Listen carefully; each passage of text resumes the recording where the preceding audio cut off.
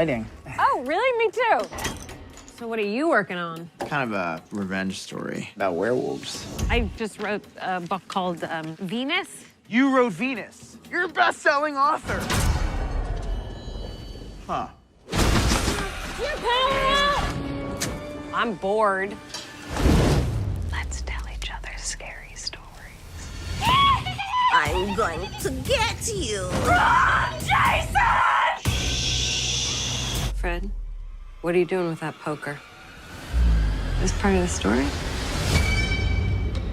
After the frantic chases and the good, the bad, and the weird, and the rock and roll biblical themed samurai grindhouse epic of Six String Samurai, figured we should dial it back. Go to someplace nice, cozy, and warm, and let's just tell each other some scary stories. Now, normally I usually save our horror-themed ones for Halloween, but frankly, this one I just couldn't wait to talk about, because frankly, I love this one not as a horror fan, but honestly more as a writer and as someone who just loves to create.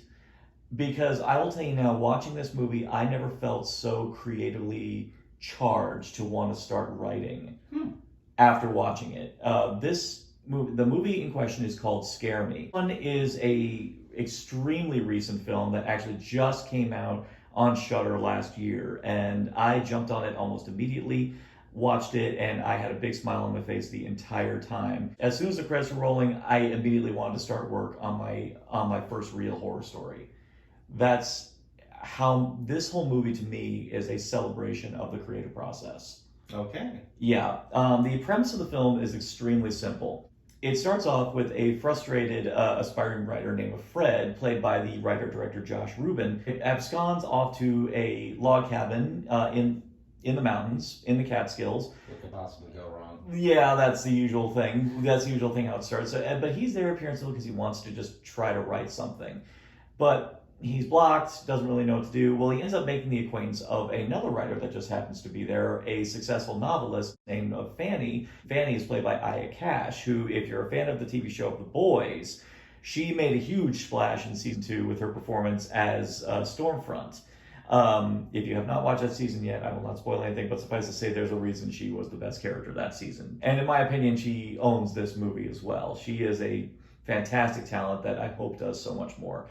So she's a much more successful writer, and she's basically there because she's writing her next book. Well, the power goes out in their respective blocks, so she comes to his cabin and they decide to pass the time, pure and simple, telling each other scary stories. Okay. And the whole crux of this movie is just two people telling each other scary stories. That is as much as I can tell you. So, first impressions. Well, I'm intrigued by the premise. I've seen something like this, the genre before, where they have 3 or 4 short movies with an overarching theme. Yes, this is what we would call the anthology. Yeah. You could safely call this an anthology film, and I will say I actually would be okay in encouraging that, because in the annals of great horror anthology films, this one does its own thing in a much more subtle way, using less special effects and more just about lighting, sound, and camera work. Again, that's something you're just going to have to see when we jump into it. So I do want to mention one thing that's completely off the subject, but I'm very intrigued by the fact that Shudder is producing DVDs of their original content. yeah, and unlike Netflix, it actually has features. See? Features with actual commentary and stuff like that. This is what pissed me off about Netflix. They'll release the DVDs, but with nothing on it. Nothing. Stranger Things, yeah, the package looks cool. Nothing. The Marvel Netflix shows, nothing. Freaking Kimmy Schmidt doesn't even have anything. As usual, Shudder, hire me. I'll be your total bitch, If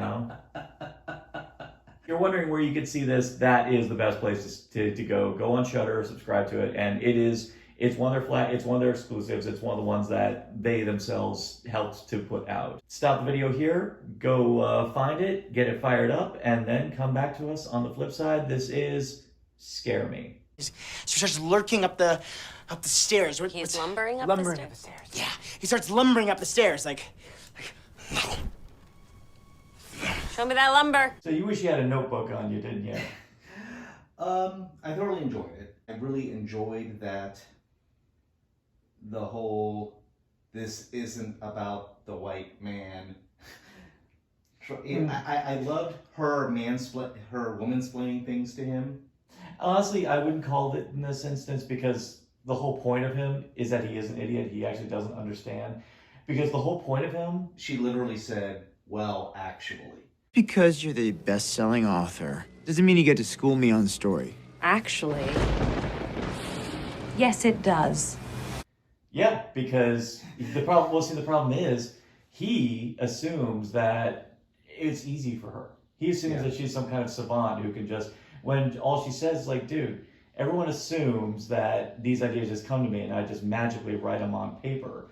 When in reality, no, you do the fucking work, you sit down at your computer and you actually have to commit to writing. And unfortunately, and anyone who has ever even attempted, not actually finished, but attempted to write a freaking novel, it's not as easy as just said this person did this, said this person did this. No, unfortunately, with a novel, you gotta be detailed. You gotta give them everything in order to paint the picture. You gotta paint the picture with words.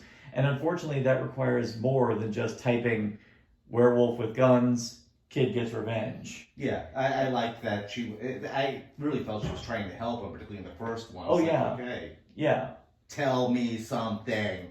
Yeah, because unfortunately, those are the things that are important. Now, dominantly, I write screenplays. You still gotta be detailed, otherwise the production designer isn't gonna know what the hell to design. You gotta have, and even then, if you don't provide the details, your characters are gonna be thin.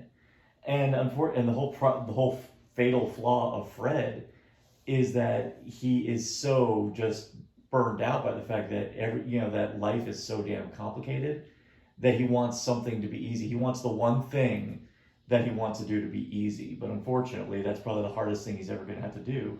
And he can't stand the fact that the one person who, in his mind, represents his ultimate degradation is doing this thing he wants to do better than him. He was taught, you do this, you do this, you do this. You do X, Y, and Z, A happens, where A is success. Because he said, I have the wife. He said, I have a good job. I had a wife. I squandered it all. Yeah, and that's the funny part, is that he himself is not taking responsibility for that. Because as it's hinted at, he himself is the one who screwed it up. He's the one who was getting crazy. And he admits to what he did, but he doesn't take responsibility for it. Yeah. And ultimately, that's the problem, is that he's not taking responsibility for it. Whereas you got Fanny, she unfortunately has to deal with the fact that she's under fire because of the fact of being a woman, being a successful woman to boot, which means that she's going to have people always begging for her. I mean, even funny enough, even Fred does it even before he meets Fanny with the cab driver in the dead beginning. Cab driver tells her that she's going to do a whole big biblical epic for James Cameron about the story of Korah. What does he do? He says he's going to do it, yeah. Yeah, exactly. Fanny's not exactly wrong about that. Oh, and he's not wrong about the fact that he's not a good writer. When he does the werewolf story, I mean, it's by the numbers predictable. Well, here's the part that's fascinating. This is the thing that electrified me about the movie. In the beginning, yeah, that's how it starts. But as Fanny is prompting him and as she's pushing him to try to find ways to enrich the story actually does get better. Yeah. Holy fuck, that's fucking scary. See? I can be scary. It got better. Yeah, the story was getting better because he was actually being receptive to her notes, and he actually is. And that's why the ending kind of took me by surprise, that I was like, oh my god, no, he's finally off the deep end, that he just can't handle. Ultimately, at the end of the day, once this night is over, then he's probably going to go back to his old habits. Oh yeah, positively. Yeah. No question in my mind about that. Now, the movie doesn't offer any kind of real answers to what it is to be a good writer. It just gives you a good tips on some of the fundamentals you kind of need to do in order to help build a story. Honestly, there were a lot of things, especially regarding the nature of details and the idea that it's those details that you can use to build a scary ass story. And when I saw the movie for the first time, immediately I got the gears turning about the things I was going to apply into the stories I was going to write, because I realized that those are the, like, when you think about, like, if you were in your house, I mean, think about the thing that scares you the most. Okay. Think about even just, if you thought long enough and hard, even in your own house, this familiar surroundings. Oh yeah. With the right approach, even this place could be terrifying. Mm-hmm. I mean, have you ever had that time where it's just completely quiet in your house and there's absolutely nothing in the dead of night? No. Have you ever stopped to actually think about it, though? Yeah, I know all the, yeah, okay, if a sound I didn't recognize, yes, Yeah. But if I haven't heard one yet. But that's kind of what this movie does so well, is that because it's teaching you about the importance of the subtle nuances of a good scary story, is when those little things, like when Fanny tells the story about Grandpa. I mean, it's one thing just to say that creepy-ass grandpa with an angry dog, but the fact she adds that he has a lazy eye, the fact that he's got the oxygen tank with the squeaky wheel. Yeah, that's the little stuff. That's the stuff that's going to make it work. And this is the accent. Yeah. I think a lot of budding writers should take this movie into consideration, as kind of like a how-to guide on the fundamentals. That's why. At least as a good start. Yeah. Mm-hmm. Oh, definitely as a good start. I would even say, don't ever expect that the road ahead is going to be easy. For anything, really. Yeah, but unfortunately, there are a lot of people in this world who have the ideas, but they don't apply themselves to have it go beyond that, and that's the hardest thing of all. I mean, I've been working tirelessly on the past year in the writing, the filming, and now we're in the editorial process on a film right now. It's a long ass commitment, and unfortunately, and as frustrating as it is because it's such a long ass process, that as long as you commit to it, the finished product's going to be rewarding because it's up there. You did it, and you yourself know the story of what it takes to get up there. You think about everything that we've done in the past for as long as there's been Narcotic Casserole. Okay. I mean, a lot of people think it's just easy for a couple guys like us sitting here talking on a camera. The funny thing is, this is the fun part. This is the fun part, but all the editing and. But then you got to think about then you got to edit, then you got to sound mix. I've got to find all the footage. You got to do the research on. I've got to do some research. Yeah. I have to cut it all together, and then I got to go through the painstaking efforts not only of uploading it, but then to find out that there might be some copyrighted content, so I've got to take it down. I've got to chop it out, or I got to either trim it or alter it in some way so it doesn't get pinged, and then I got to upload it again. Nothing worth doing for the sake of expressing yourself creatively is ever going to be easy. And the whole moral of Scare Me is the fact that don't ever expect anything worthwhile to be easy. Yeah. I understood Fred, but I didn't have, and I felt a small amount of sympathy for him. Mm-hmm. But he is sympathetic, but simultaneously though, but when he falls down that dark side, when he falls off the edge at the very end, and honestly, a lot of times in some of the best horror stories, that's how it's meant to be, where you're going to hope that the character will, come out of that and come out better on the other end. But the great thing about horror is that it's likely to swing one way or the other. And unlike most Hollywood fare where it's always going to turn out happy in the end, this is horror, bitch. So as an anthology, compared to like the likes of, say, Creepshow or even Tales from the Hood even. So, I mean, what would you say? How would you say this approach went? I really liked the use of effects where it kind of blurred the line between reality and the story. Particularly as the story progressed, as each one of the stories progressed. I liked the fact that the stories improved as they got... Yeah, they got more elaborate. I mean, all of a sudden, you didn't expect that there was going to be a big musical number. Yeah. At the very end.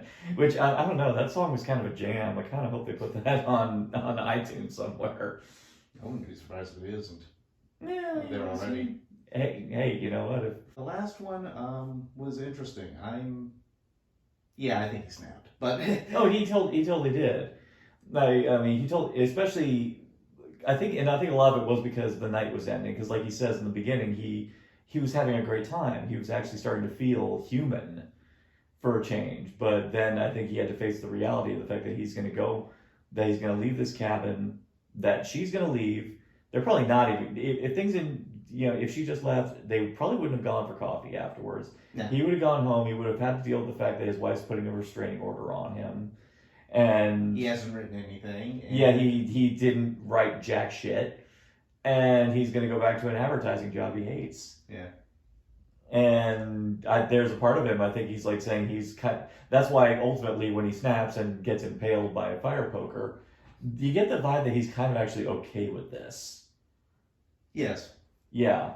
Because let's face it, it's an interesting way to die.